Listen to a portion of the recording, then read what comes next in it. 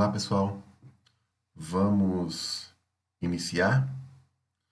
Bem, pessoal, é com muito prazer que nós estamos aqui reiniciando o curso de Mecânica Quântica. E, antes de tudo, eu queria pedir desculpa a todos vocês pelo atraso nesse reinício, mas é porque eu tive um problema com a adaptação a esse novo formato de aulas e o equipamento que eu tinha não estava correspondendo a uma gravação de boa qualidade dessas aulas. Então eu tive que adquirir um novo equipamento para poder gravar. Então, enfim, hoje estamos retomando. Nós tivemos, infelizmente, apenas uma aula no começo do semestre e vocês tiveram, nós tivemos infelizmente, essa pandemia. E hoje estamos aqui de volta. Bem, pessoal, vamos entrar aqui na mecânica quântica. A mecânica quântica, ela é basicamente uma teoria para descrever o comportamento de partículas, descrever o movimento delas. Assim como o objetivo da mecânica clássica também é descrever o movimento de partículas. Só que é o seguinte, a mecânica quântica, ela descreve esse movimento de partículas de uma forma totalmente diferente da forma que a mecânica clássica faz. Então, o que é que nós temos aqui, pessoal?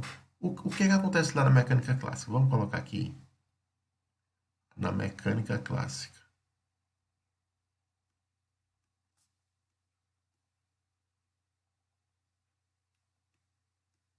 Na mecânica clássica, vamos olhar para uma partícula aqui. Aí eu coloco lá um sistema de referência. Eu tenho uma partícula aqui de massa m, ou um sistema de partículas. Essa partícula, ela inicia seu movimento, vamos colocar aqui, numa certa posição inicial. Eu vou colocar aqui R0, e com a velocidade inicial V0. Essa partícula aqui, vou botar aqui, ela vai estar sujeita à ação de uma força resultante. Essa força resultante, ela pode ter as mais diferentes naturezas. Pode ser, por exemplo, força eletromagnética, pode ser força gravitacional, pode ser força de arrasto viscoso, força de atrito, etc, etc. E o que ocorre? Sob a ação dessa força resultante, essa partícula de massa m, ela faz o quê? Ela percorre um caminho. Então, por exemplo, nós temos aqui, ó, imagina aqui que essa partícula ela pode fazer esse caminho aqui. Aí nós temos uma trajetória. E nesse caminho aqui, em cada ponto, por exemplo, em cada ponto aqui, vamos pegar um certo ponto. Vou pegar esse ponto aqui, por exemplo. Aí aqui, eu tenho uma posição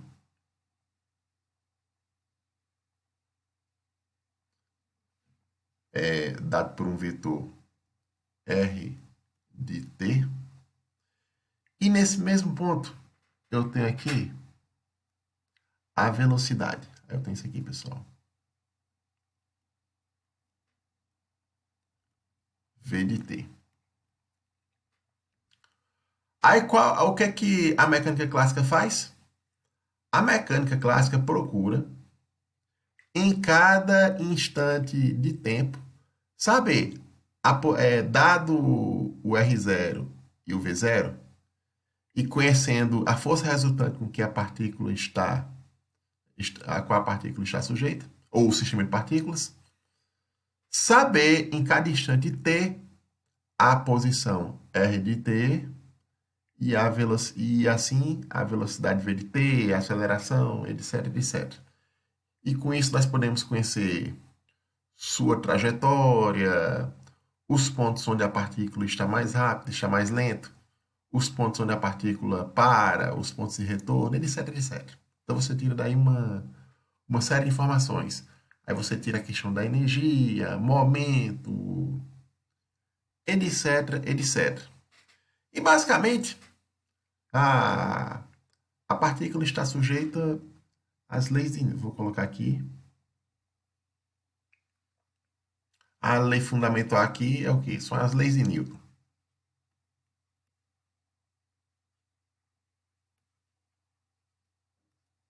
Pronto. Isso, pessoal, é a descrição clássica do sistema. E como é que seria isso quanticamente agora? Como é que a mecânica quântica observa essa partícula? Então vamos ver aqui como é que isso ocorre.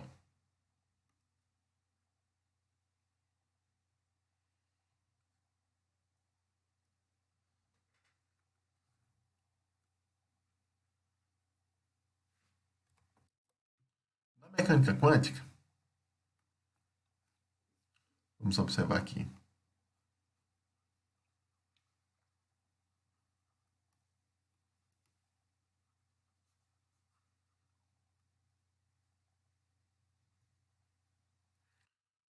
Já ocorre algo aqui que é totalmente diferente do que ocorre na mecânica clássica.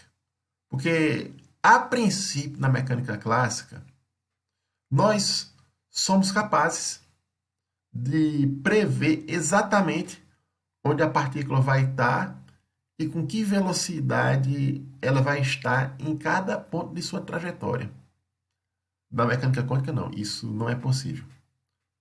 Nós temos aqui o princípio da incerteza de Heisenberg. Esse princípio estabelece que é impossível você localizar ao mesmo tempo a partícula, ou seja, você saber a posição de partícula, e saber com que velocidade ela vai estar. Então, se você tem essa incerteza, a primeira consequência disso é que não faz mais, não tem mais relevância na mecânica quântica o conceito de trajetória. Não tem como você saber a trajetória que a partícula vai seguir.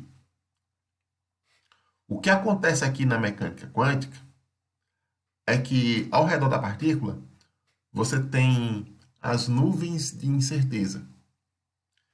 E o que você faz aqui é encontrar regiões onde a partícula, ou o sistema de partículas, ela vai ter probabilidade de ser localizada, de ser encontrada. Então a gente fala aqui em regiões de probabilidade da partícula ser encontrada. E é aí que entra a ideia dos orbitais, que vocês estudam lá na química. Então o que acontece? Na mecânica quântica, por exemplo, você pega aqui uma partícula aqui de massa m. Só que ela não, ela não está aqui. Nós não dizemos que não, a partícula está nesse ponto. Não. Nós dizemos que a partícula ela tem uma probabilidade de estar aqui. Então você tem aqui uma nuvem de certeza. Ela pode estar aqui, pode estar aqui, pode estar aqui.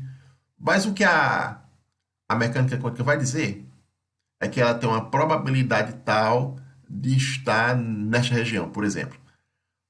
Para a gente entender como isso funciona, vamos fazer uma analogia. Imagina que nós estamos dentro, lá na UEPB, lá no campus de Patos. E aí eu digo que vamos procurar o professor Marcelo. Ele está onde? Não sei. Eu sei que ele tem uma probabilidade de ser encontrado lá na sala 207 da UEPB. Aí você sabe que ele está na UEPB, agora não exatamente o lugar, mas você tem uma probabilidade de encontrar ele lá dentro, em certas regiões lá da UEPB. Então, essas regiões da UEPB lá é como se fossem os orbitais. E quais são as leis associadas à mecânica quântica? A partícula clássica, ela obedece às leis de Newton. Aqui, é, esses sistemas quânticos, eles obedecem o que, vamos colocar aqui de forma geral, os postulados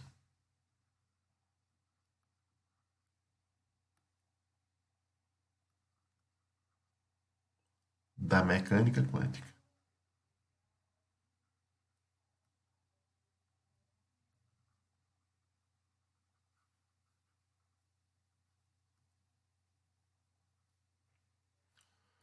Aí o que é que acontece aqui na mecânica quântica?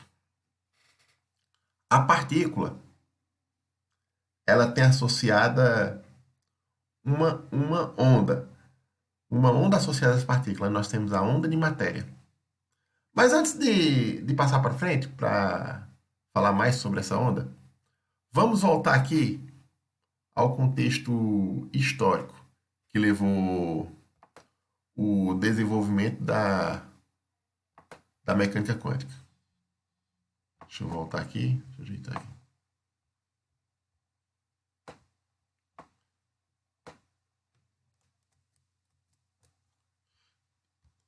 Então, pessoal, é, lá no final do século XIX e começo do século XX, foi que surgiu física quântica, que ainda não era mecânica quântica ainda. A mecânica quântica, ela, do jeito que a gente conhece, ela surgiu na década de 20, do século 20, lá no ano de 1927, com Schrödinger e, e paralelamente com Heisenberg. E o que é que se tinha até essa época? Então, nessas três primeiras décadas que compreende esse período, do final do século XIX e começo do século XX, é, surgiu uma série de experimentos cuja explicação desses experimentos não era dada pela física clássica. As teorias clássicas simplesmente não conseguiam explicar o que acontece com o corpo negro, com o efeito fotoelétrico, com o efeito Compton, com o átomo e etc. De acordo com as teorias clássicas, o átomo nem deveria existir. Mas o que nós sabemos até hoje é que o átomo existe sim. E a ideia do átomo é fundamental para a gente poder descrever os sistemas microscópicos. E aí, teve-se que fazer uma nova física para poder explicar esses fenômenos. Foi aí que começou. Aqui, pessoal, a física quântica.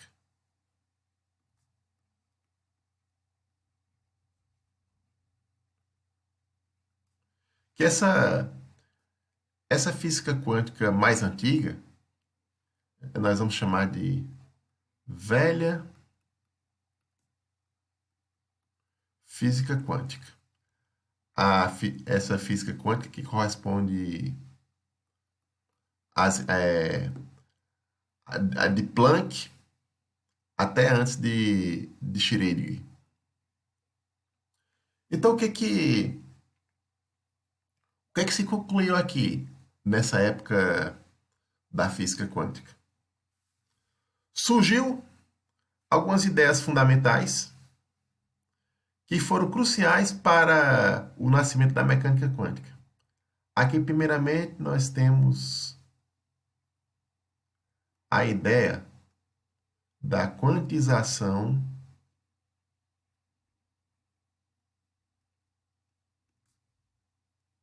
da energia. Essa ideia da quantização da energia, basicamente, é dizer que, em muitos experimentos, a energia ela é múltiplo inteiro de uma quantidade fundamental, chamada quantum de energia. Então, segundo essa ideia da quantização da energia, né, a energia é disposta em pequenos pacotes indivisíveis de energia, que nós damos o nome de quantum. E mais, outra ideia fundamental que surgiu é de que a onda possui comportamento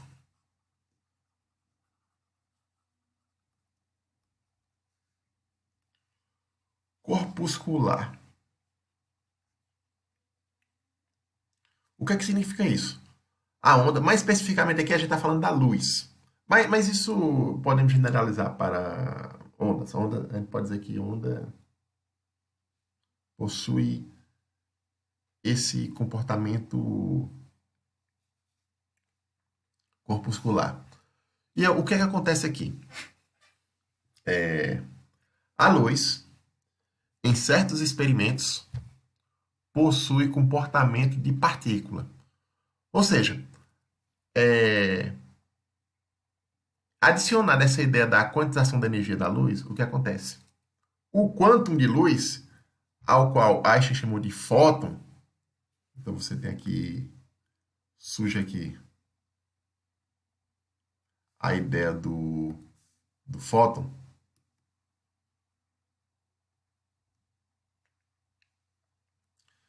é, esse quantum de luz, o fóton, ele se comporta como se fosse uma esfera rígida.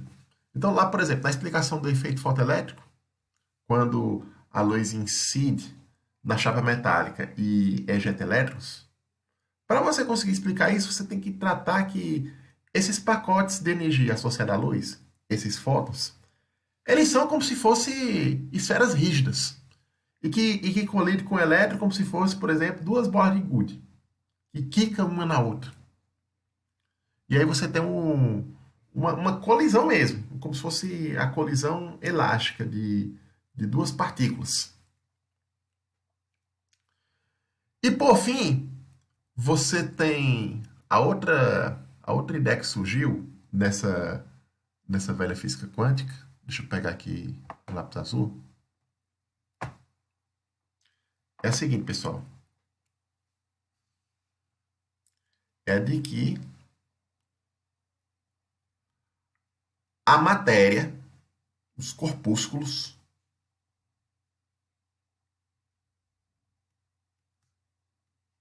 possui comportamento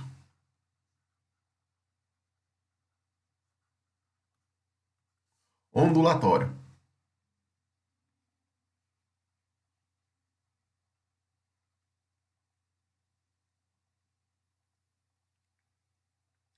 Quem lançou essa ideia foi foi na época o príncipe Louis Vuitton de Broglie. Então o que é que ele fez? Ele trocava carta com Einstein sobre essas novas ideias a respeito desses experimentos, dessa, essas coisas aqui relacionadas à quantização da energia, fóton, etc, etc.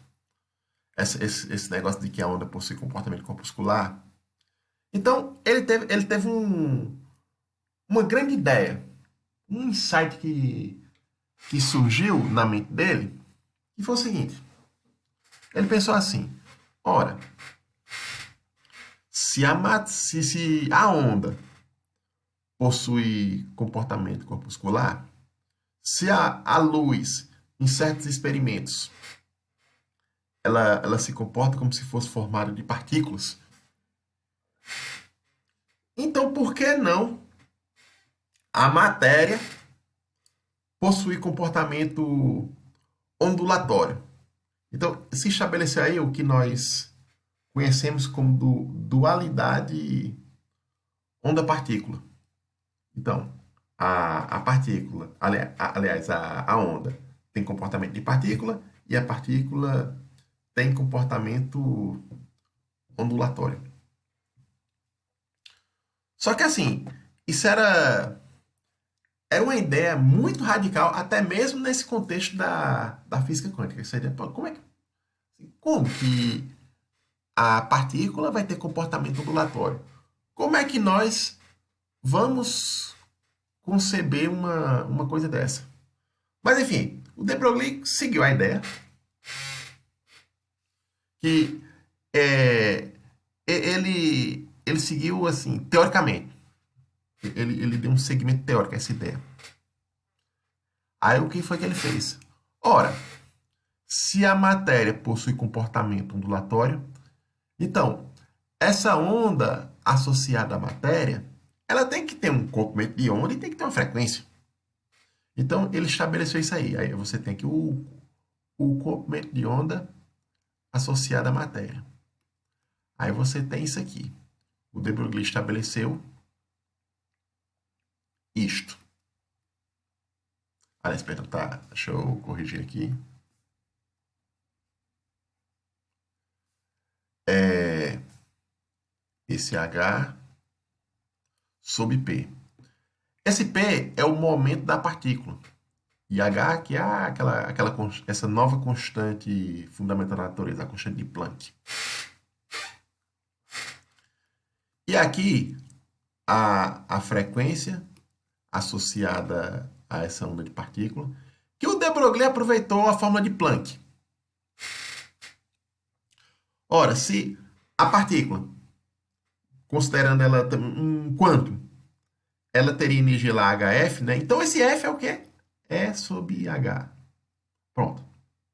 Então isso aqui foi os pontos fundamentais da hipótese de Broglie, de que a onda associada à matéria tem um comprimento de onda, que a gente chama de comprimento de onda de Broglie, e a frequência associada a essa onda. E teve outra coisa importante dessa hipótese de Broglie, é que se estabeleceu um método para determinar se o sistema é clássico ou quântico, através do comprimento de onda de Broglie. É igual que acontece na luz. Lá no estudo da luz, a gente tem critérios para definir se a gente utiliza a ótica geométrica ou os modelos ondulatórios de luz. Aí, basicamente, é a comparação entre as dimensões do sistema e o comprimento de onda. Lá na luz, se o comprimento de onda for muito menor do que as dimensões do sistema, a gente usa a ótica geométrica.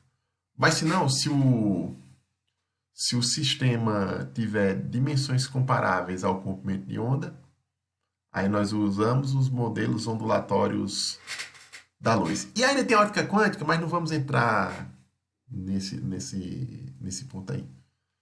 Mas, enfim, para você saber se um sistema é clássico ou quântico, aí você vai recorrer ao comprimento de onda de Broglie. Então, o que vai acontecer aqui? Se vou botar aqui isso aqui de outra cor para diferenciar aqui. Então, aqui, vamos colocar aqui a observação. Se as dimensões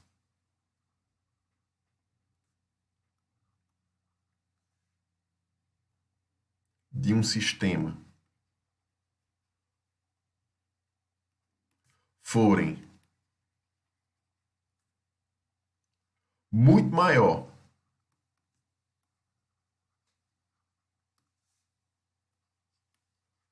que lambda, o sistema é, aí eu vou colocar aqui, o sistema é clássico.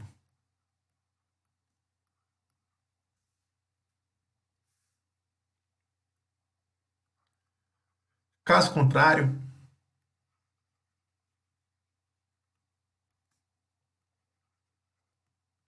o sistema é quântico.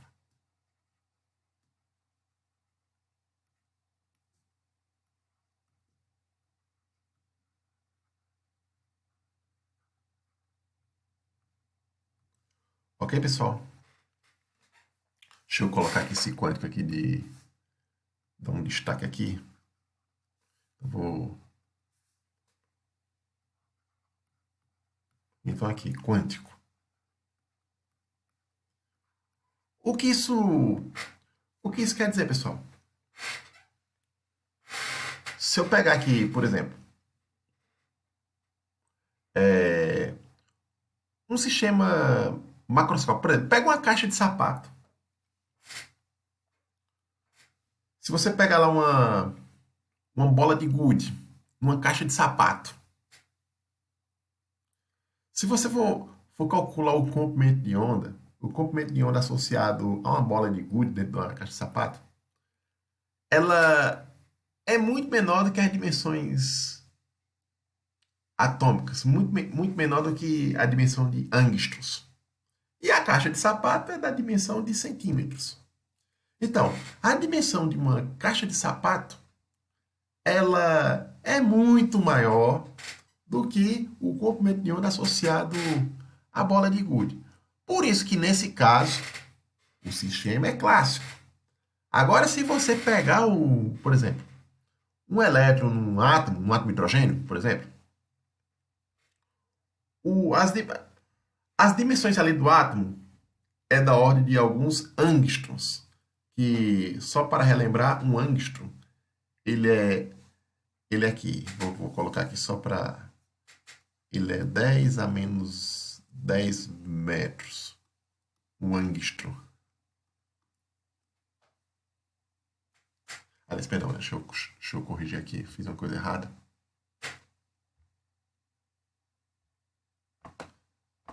10 elevado a menos m, não, é 10 a menos 10. Deixa eu colocar aqui. Então, pessoal, um angstrom, ele tem 10 a menos 10 metros. Mas voltando aqui, é, um átomo de hidrogênio, ele tem essa ordem aqui de dimensão. E o comprimento de onda associado ao elétron no átomo também é dessa ordem. E por isso é que nós estabelecemos que o sistema é quântico. O átomo é estritamente quântico. Aí o que é que ocorre aqui? Mas como saber realmente se essa, essas hipóteses de Broglie realmente têm fundamento físico? Se isso aí acontece de fato no mundo das partículas? Surgiu na época de Broglie um importante experimento, o experimento de Davidson, da difração de elétrons.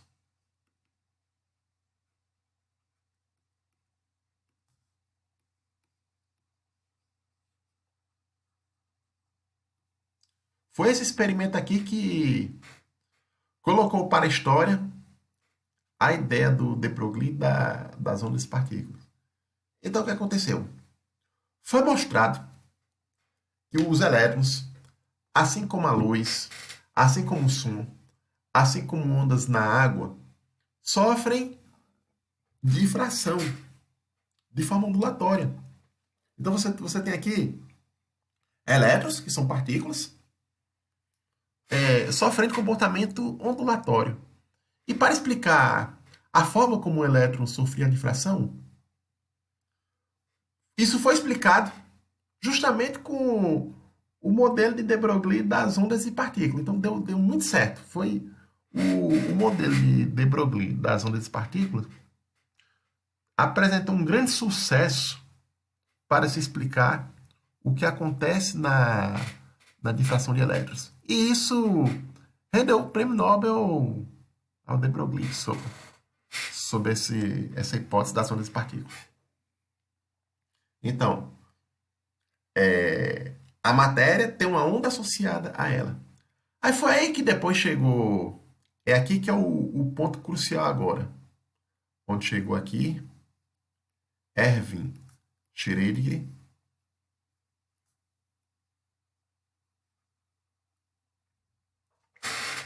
E paralelamente a Schrödinger, você tem também Heisenberg.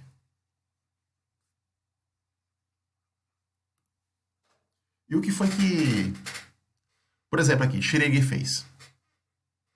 O Schrödinger, estudando o, a teoria do de Broglie, da onda de partícula, onda de matéria, o que foi que ele estabeleceu? Ele teve a seguinte ideia. Ora, se a matéria possui comportamento ondulatório, então essa matéria, a onda associada dessa matéria, ela deve estar associada com alguma equação. Ela deve obedecer a alguma equação. Assim como, por exemplo, a onda eletromagnética obedece as equações lá de Maxwell. Assim como as outras ondas obedecem a equações ondulatórias. Então foi aí que surgiu a famosa equação desenvolvida por Schrödinger, que ficou conhecido até hoje como equação de Schrödinger.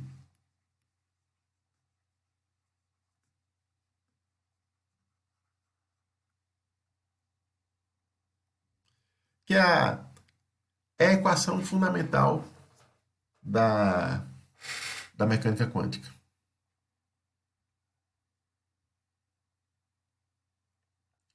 Então vamos para o outro slide.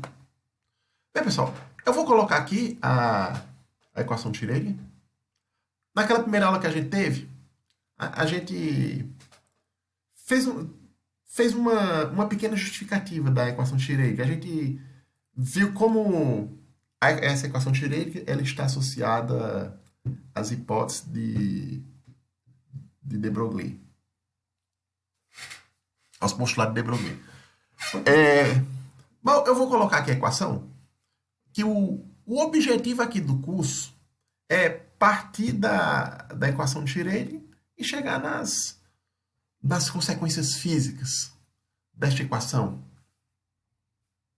Então nós temos aqui, pessoal, vamos colocar aqui a equação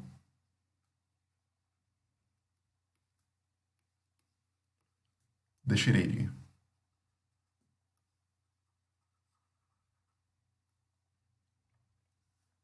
Aqui nós temos isso aqui, pessoal. I, H cortado, d psi dt igual menos h cortado ao quadrado dividido por 2m. Aí você tem isso aqui, pessoal, essa derivada na posição.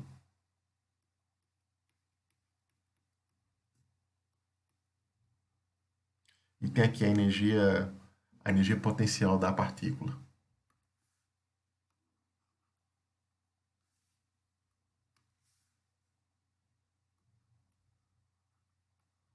Pronto, pessoal. Essa aqui é a equação de Schrödinger. E aqui nós temos isso aqui é o quê?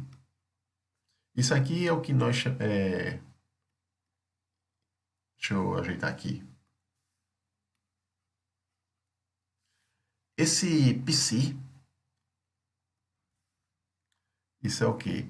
Isso é uma função da posição e do tempo. E nós chamamos isso aqui de função de onda.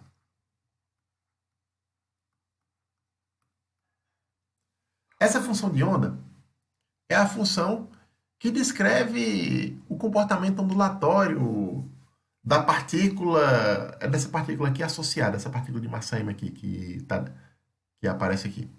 Por exemplo, essa partícula pode ser um elétron, pode ser um próton, pode ser um átomo, pode ser uma molécula, etc, etc. Aí o que ocorre? Essa função de onda vai obedecer à equação de Schrödinger. E qual é assim? Aí a outra pergunta que vem imediatamente após se colocar aqui a equação é qual seria a interpretação física dessa função de onda?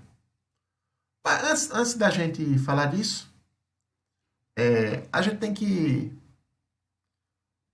estabelecer aqui que quando Schrödinger colocou a equação dele para descrever essa onda de matéria, não é ele colocar a equação e a equação ser aceita pela comunidade.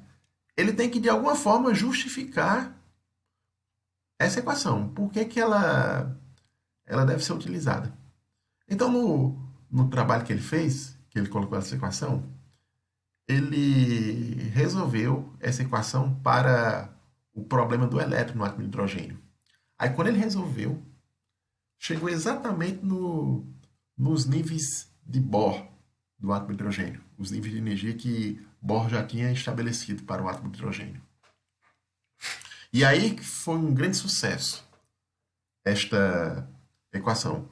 Só que o Schrödinger, ele, ele não conseguiu explicar o que significa essa função de onda, qual a interpretação física dessa, dessa função de onda. E ele escreveu essa equação para sistemas não relativísticos. Ele tentou inicialmente formular essa equação para sistemas relativísticos, ou seja, sistemas de alta energia, de partícula com grandes velocidades próximas à da luz. Mas ele não teve sucesso nesse caminho. Então ele estabeleceu isso para partículas não relativísticas e foi aí sim que ele teve sucesso. E aqui, pessoal, qual a interpretação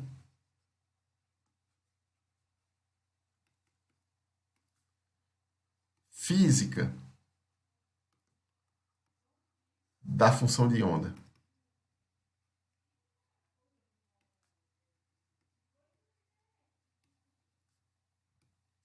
Bem, pessoal, aqui é o seguinte. Nós falamos no começo da aula sobre a forma como a mecânica quântica enxerga a partícula. Então assim, a gente comentou que a partícula ela não está mais num ponto, num certo instante. Ela agora ela tem a probabilidade de ser localizada numa região. Mas quem foi que estabeleceu essa ideia? Então, aí, depois de Schrödinger apareceu outro camarada chamado Max Born, que introduziu a interpretação probabilística da função de onda.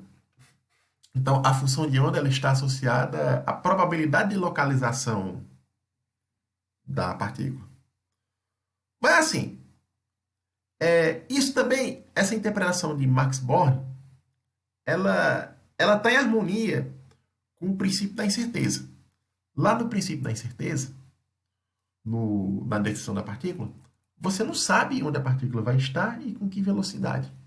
Então, ela está em torno ali de uma região. Aí o que acontece aqui? Quando a partícula se move, Nesse movimento da partícula, você não consegue descrever a trajetória ao longo do tempo da partícula. Quando a partícula vai se movendo, ela carrega com ela uma nuvem de probabilidade. Então aqui eu tenho a partícula, né?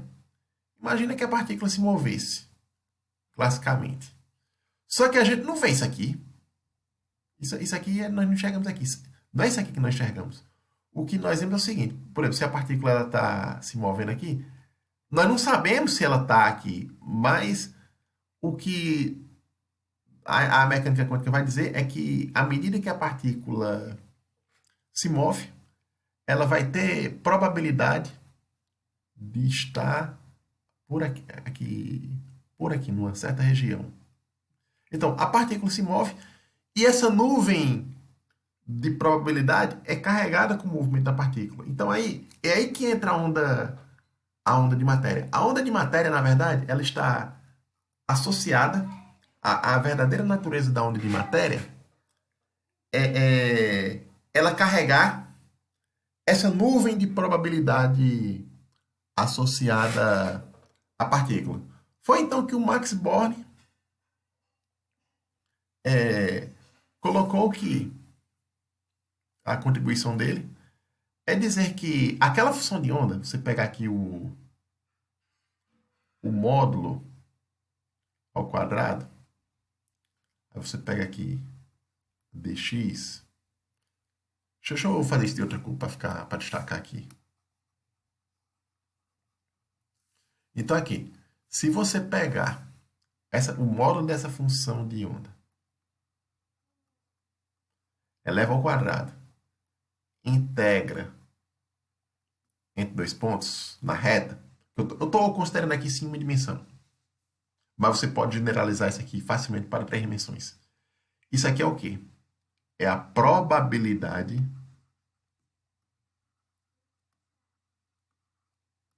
de se localizar a partícula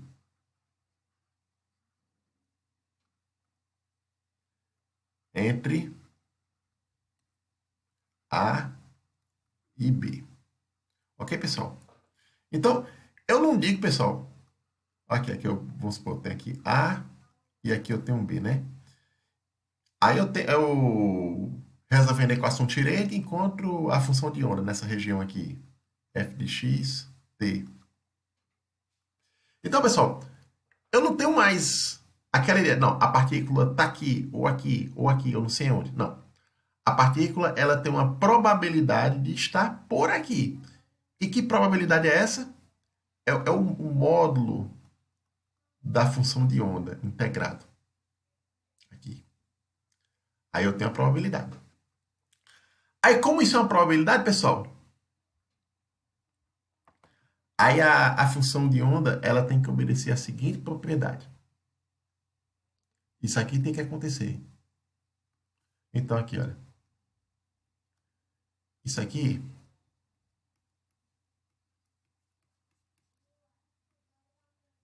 integrado de A até B, isso aqui tem que estar compreendido entre 0 e 1. Por quê? Uma probabilidade ela está compreendida entre 0 e 1. E assim, pessoal, nós estabelecemos a normalização da função de onda. Então, se a partícula ela tem uma probabilidade entre 0 e 1 de ser localizada numa certa região finita do espaço, no caso aqui, num segmento de reta, se eu considerar o espaço toda a reta real, então a probabilidade de encontrar a partícula em todo o espaço, ela tem que corresponder a 100%. Então eu vou ter isso aqui, pessoal. A probabilidade de você encontrar a partícula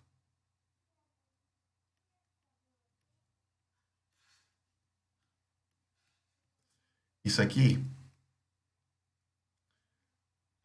tem que ocorrer. A gente chama isso aqui, pessoal, de normalização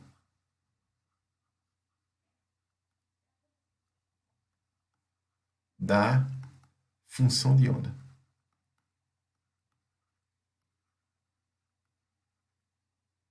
Então, pessoal, eu vou terminar por aqui para o vídeo não ficar extenso demais. Eu queria depois que vocês dessem o aval dessa aula, que isso aqui é novo para mim, preparar a aula dessa forma. Aí eu queria que vocês avaliassem a aula, dissessem se foi bom, se não foi, o que que eu preciso melhorar.